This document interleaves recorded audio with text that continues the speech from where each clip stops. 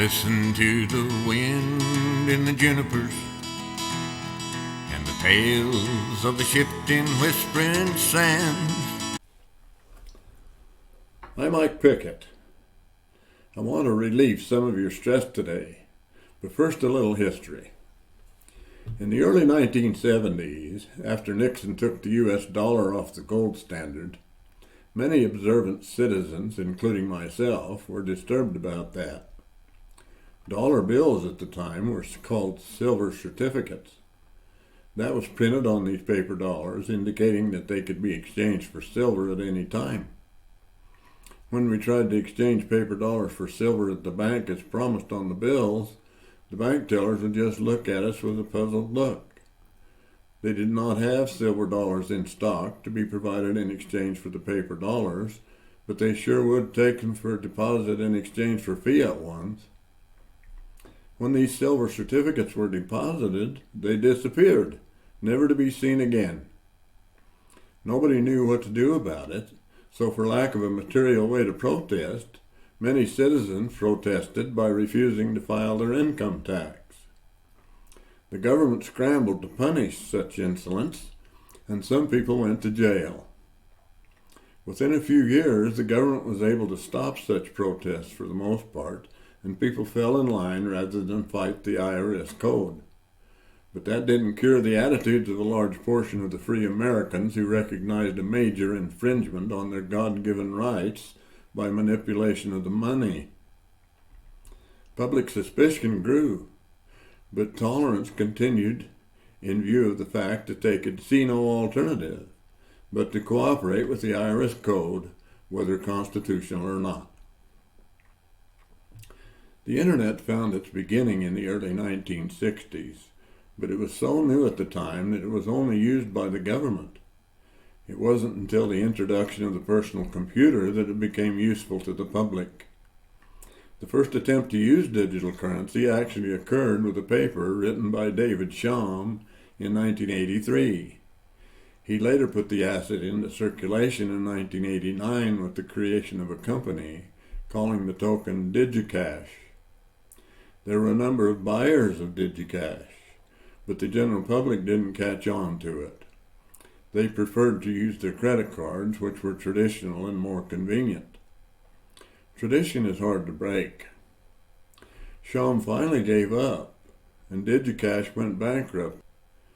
The effort failed for lack of interest, but it was a pioneer project that would serve as a basic thesis for the development of Bitcoin 20 years later in 2009.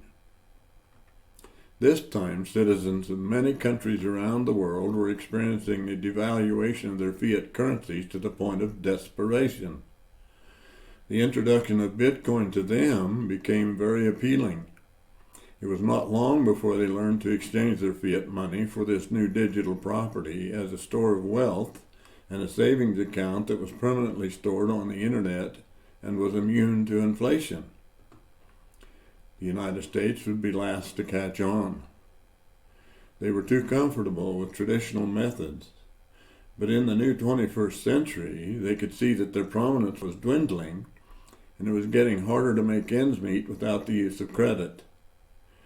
Using credit to subsidize needs and desires was made easy for them by greedy bankers who, by using their habitual fractional reserve lending practices, could increase their balance sheets by extending more credit and making more loans.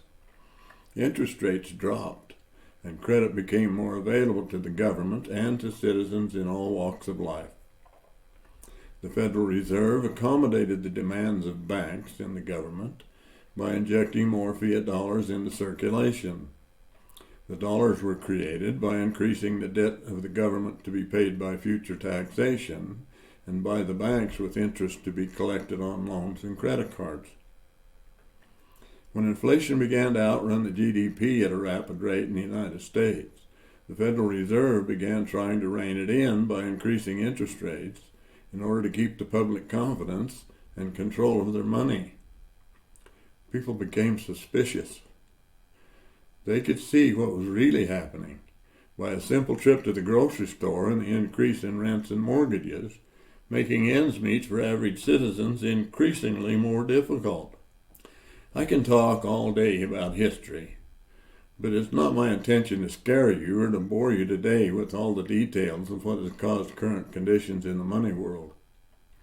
I just want you to be more familiar with the causes and effects of your current precarious condition as you deal with daily living and a retirement plan.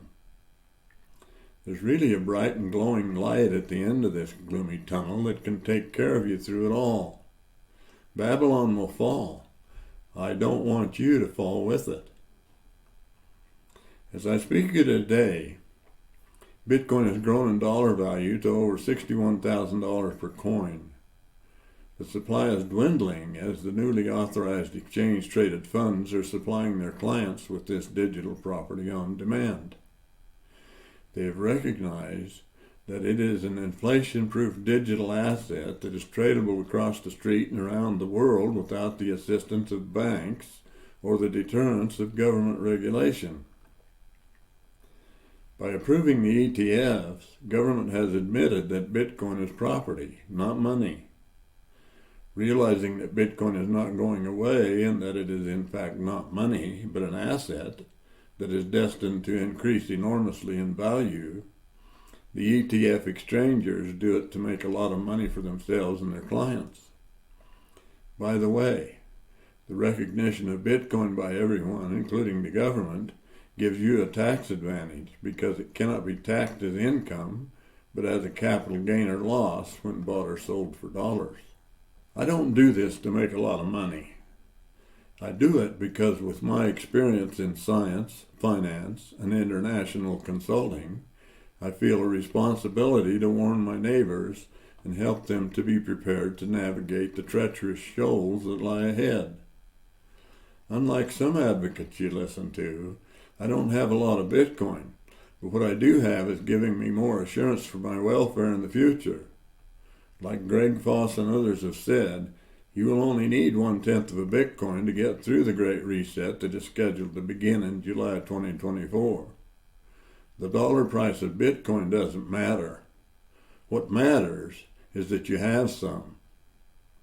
If you want help or to learn how, come see me at consumersbitcoin.com and join our association.